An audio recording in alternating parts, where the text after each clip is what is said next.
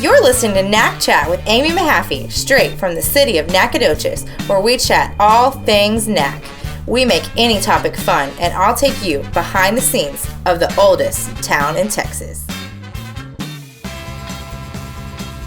Hi, everybody. Welcome to episode 7 of Nac Chat with Amy Mahaffey. I am so very excited to have my friend Bray here from, what is your title? It's one of those odd ones, Director of Community Services. It's like a made-up title. Which tells you nothing about what I do. What do you do?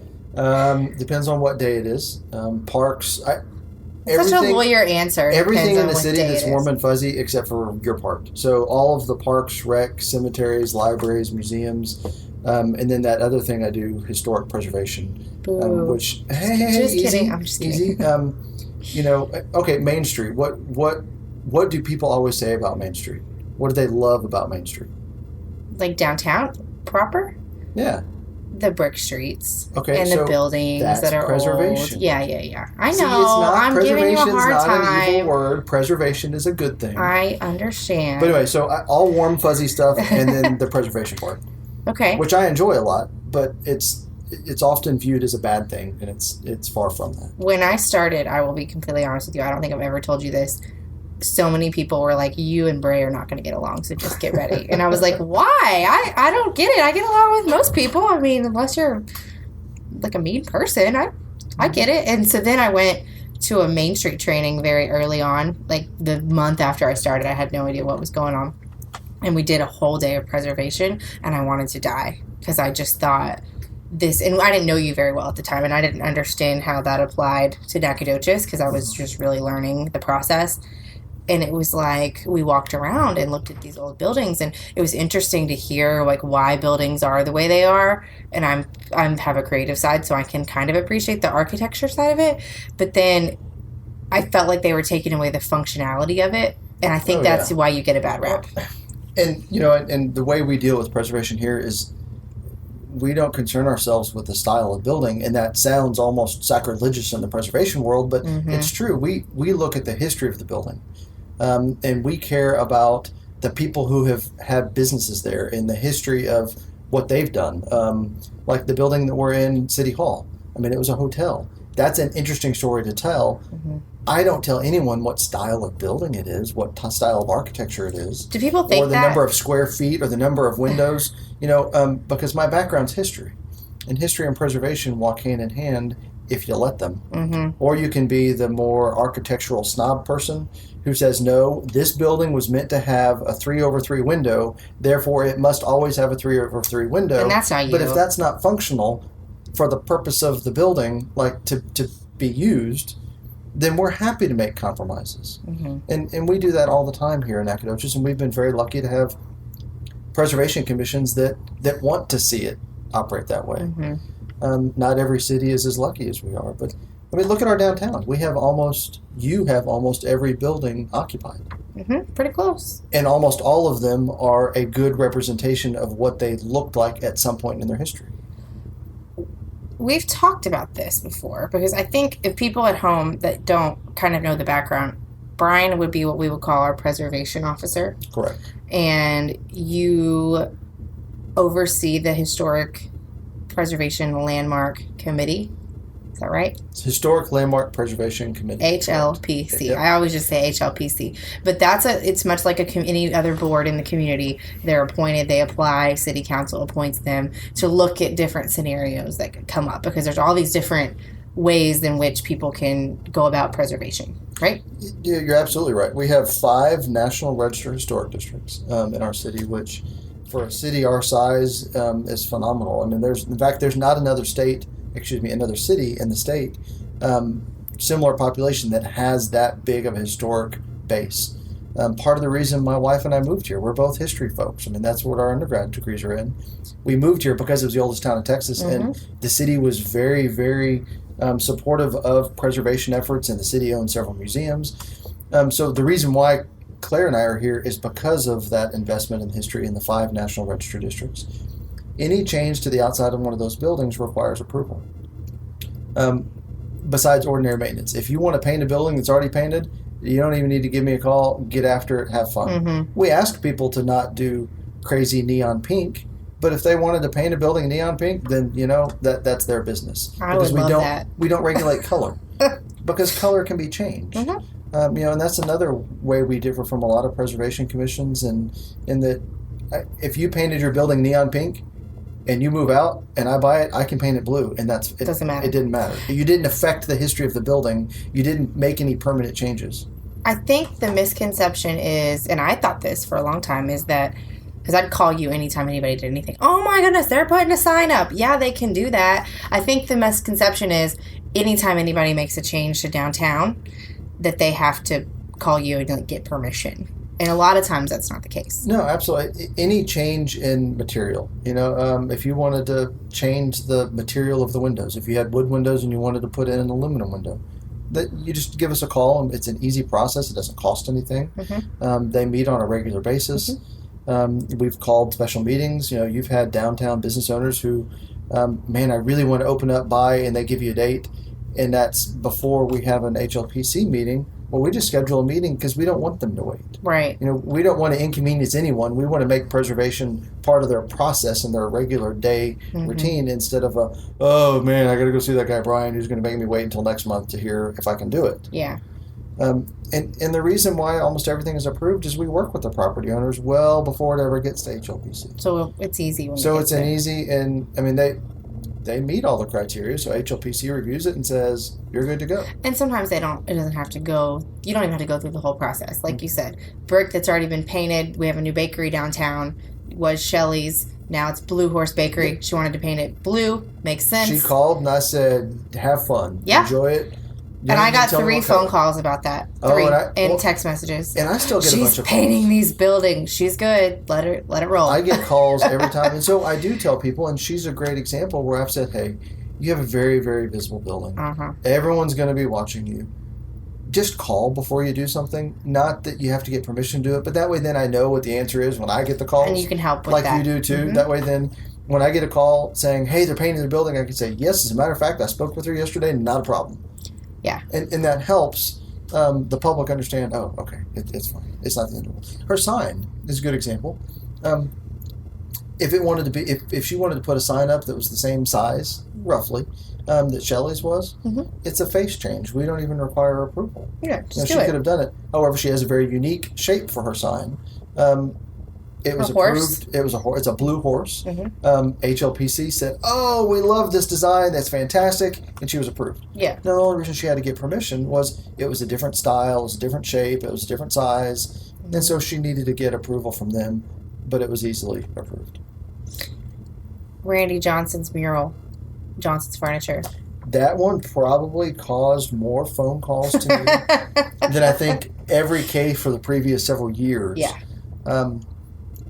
And it's something that you and I talked about a lot, and you finally went, oh, now I understand why. It's kind of like we were just talking about with her painting the Blue Horse. The side of that building was already painted.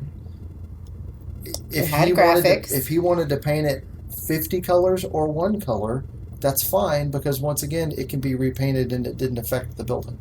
It didn't change anything about the building besides it has more colors on it, and we don't regulate message. We have a lot of colors on it now. Yes, and it's a feature of downtown. I love it. I love it too. But I know a lot of people from a artistic standpoint that love murals, and they love this and they love that, and they're like, not my style. And I don't know that it's my style, but I love that it's kind of different. Like, I just like anything. I kind of like different stuff than anybody else. Yeah. We're the only ones with that mural. And I kind of love that it kind of made people mad in a weird way. Not from a political standpoint, but just that it was so different and so colorful and so out of the ordinary that the change is difficult. Well, it helped a lot of people understand about painting in our downtown districts. Because you learned a lot, and you answered, I don't know, I might even take a guess how many questions you answered about it. But everybody you told, you helped inform about the preservation part of why we don't review it. Yeah. Now, if it was something obscene or graphic, then yes, we would have enforced hey, look, you can't paint that. But it wasn't. We don't enforce the message. I do not want to get into regulating the words on your sign. Yeah, nobody wants to go down that road. Yeah. And so we don't.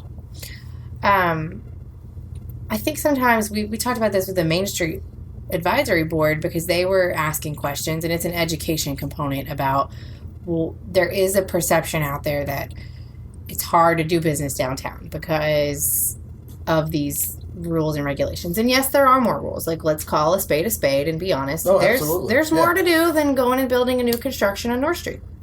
Mm-hmm. So I think you have a really good outlook on why it makes it worth the while. Well, because we've had a preservation district or a historic district in downtown for so long, the buildings are unique. And when we're talking about the Blue Horse Bakery, everybody's going to identify where that building is. Mm-hmm. They know exactly where it's located. You don't even have to tell them the street. But if you were to build a new building up on North Street or University or Austin, you're going to have to give them directions to where it is because it looks like every other building that's in town. Mm-hmm. So it helps the businesses by having that uniqueness of downtown, which preservation has kept around. Mm-hmm. And we don't regulate anything on the inside. Right. It is just that front, that back, the sides. And when it comes to the back of buildings, HLPC says, look, that's not viewable from the public right away. Just don't get crazy. Damage the building. Mm-hmm. If you want to build an extra garage in the back of your property, have at it. Mm-hmm. But don't make it 3 stories so that you see it from the front. Yeah. Just kind of shrink it to where you can't see it when you drive by, and they're happy with it. Be practical. And so, yeah, there is one more meeting that you have to go to if you open up a business downtown, and that's to come see us at HLPC. Mm-hmm. But 98% of all cases that have been requested have been approved. Really? In the last 98? 98%. In 10 years? In the last 10 years. There's very, very few of them that are denied because people don't want to change the buildings. They give us the bad rap for, they won't let me do this. Well, in fact, we rarely get anything that would alter the building in the first place. I see. Because people move downtown because they want the uniqueness of the downtown part. I think you also said, and it's kind of a tough question, and I'm going to push you a little bit because I think our citizens at home would say this, though. I have to think like that, You said, well, by the time I get done talking to them and it goes to HLPC, we are in the clear because you've coached them. Right. So I do think that we're glazing over a little bit the fact that somebody will come up and go, I want to do this to the building. And you, before you allow it to waste everybody's time, you know the rules and you know what can be done and what cannot. You probably do say no and offer an alternate way to do things to help preserve because that's your function. Well, you're right. And I'm glad I'm not surprised that you caught that, but I'm glad you caught that so I can go back and kind of clear that up. An example would be someone coming in and wanting to put a light on the front of their building to illuminate their sign. Absolutely, yes, that is something that we encourage. What I do is I work with them on how the light is mounted, not the style of the light. So, yes, the majority of them are approved, and they would be approved if I wasn't involved. But it would require that they go back and make modifications to their application, delay them a whole nother month before coming back. So the purpose, what the building owner wants to do is put a light up. Mm-hmm. We want them to put a light up. Mm-hmm. It's how they go about attaching it to the building that we work on. We don't want them to drill a hole in the front of the building because if they sell the building in 10 years and the new tenant doesn't like the light there, now you have a hole in your building. Mm-hmm. Nobody wants holes in their roof, mm-hmm. right? And so we mm-hmm. work on how they can attach it so that it doesn't damage the building. Yeah. So that's the part when I said I work with them so that the majority of them are approved.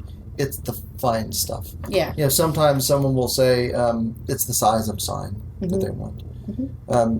because they've never dealt with signs. And so, we walk downtown and we look at pictures and go, hey, what you're asking for is a sign that is bigger than the front of your building.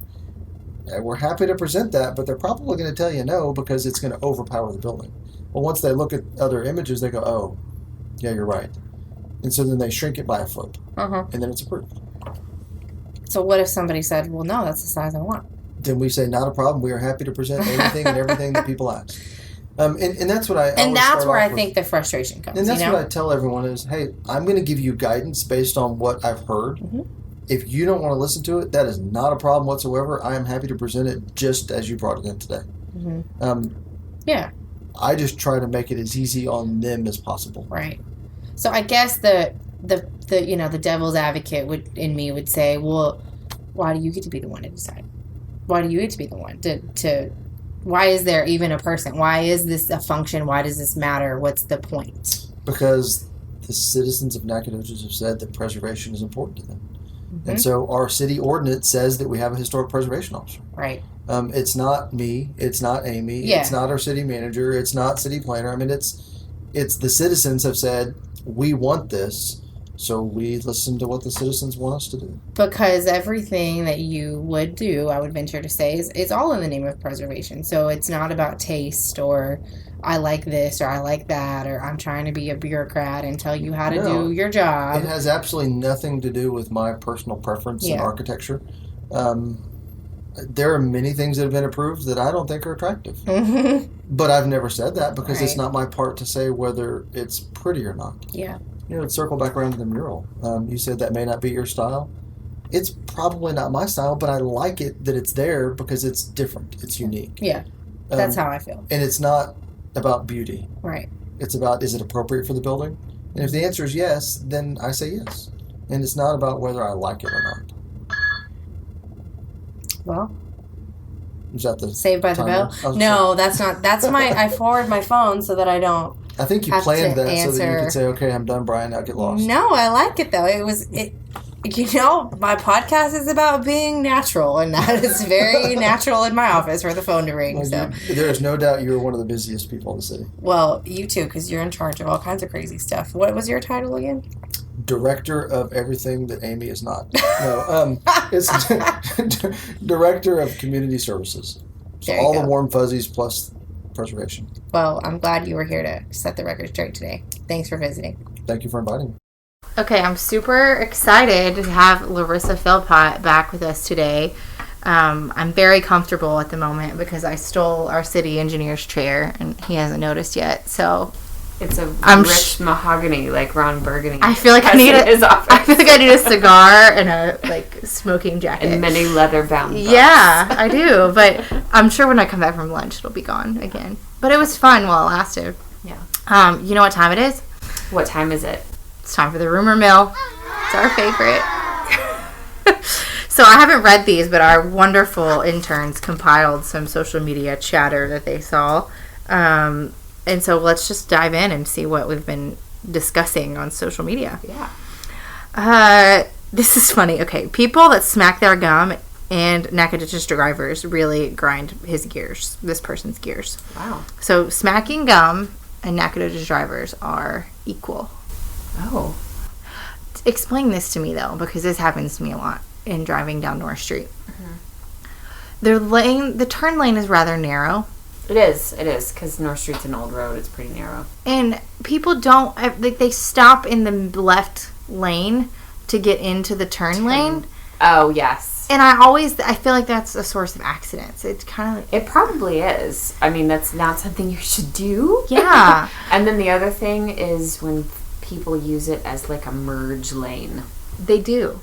Yeah. And that's not cool either. I know, but the road is narrow, so I don't know that it leads itself. But it is an old road. Yes, it is. And it's probably not getting widened anytime soon. So use alternative routes if North Street bothers you. The philosophy is we need to develop more on University Drive so that we don't have as much congestion down there. Yeah, correct? University Drive has, it's called capacity, which means we can put more traffic on University Drive. It's a wider road. It doesn't have as much traffic now, so use University Drive. That's awesome. Okay. This one, you might not know the answer to this. This is interesting. I don't understand why some movies don't play here in Nac. That's super annoying to me. I'm a movie buff. We go to the movies a couple of times a month. And I think it's maybe the size of our market. But I think each individual movie theater is allowed to pick which movies they want. So maybe call Carmike and tell him if you know when's coming up and you really want to see it. Call him and say, hey, I'm bringing a bunch of my friends. You should make sure you get this movie. I love it. I don't like to sit through movies. I have a hard time at movies. I'm not a good movie person. I love them. This is great. Realizing there's a G in Nacogdoches and then feeling like a loser for spelling it wrong this whole time. Oh my gosh, how long did they live here? I don't know. And they don't tell all that information when they tweet. But I guess if you don't like mail things, I constantly, when I spell it, have to say Nacogdoches, so that I get it all in the right order. Yeah, but I guess if you don't mail things, then you don't ever have to write Nacogdoches. Mm-hmm. Right? Or you type it out. Yeah, right? you fill it out on forms and stuff. I guess I don't know. That's funny. I don't know. This person says, I don't know why, but I hate driving at night in Nacogdoches. I saw somebody the other day that I wonder why. They were mad because we're doing some sewer line improvements on North Street, and the city engineering guys, they said, let everybody know we are going to be working up and down North Street, so kind of plan around that. And I've seen them out there all this last week, and they are saving the work by campus and on campus for spring break. But in the words of one of our engineering department employees, there's more work than what can be accomplished during the week of spring break. Right. So, we have to improve our infrastructure. So driving down North Street might be a little stressful at the moment, but we can persevere, and all in the name of having new and improved sewer lines, which we definitely need. Absolutely. Oldest town in Texas. Yeah. Some of the oldest sewer lines. In Texas, yeah. No, not anymore. We're replacing them, but still, there's a lot of old infrastructure that needs replacement. Speaking of driving at night, I wonder if there's like street lights out. I don't know. Where they drive, if you see a street light that's out, you can report it on the city's website. There's a place where you can go to, it links you to Encore's website, and you can report that. Yep. There's guard lights and there's Encore lights, and you can report both. Online, you don't even have to talk to a human. Yep. Or you can just email one of us or tweet us or something, and we'll get it reported. Absolutely. Well, that was a pretty good rumor mill. Yeah. Thanks for joining us. Thanks for having me. Bye. Bye.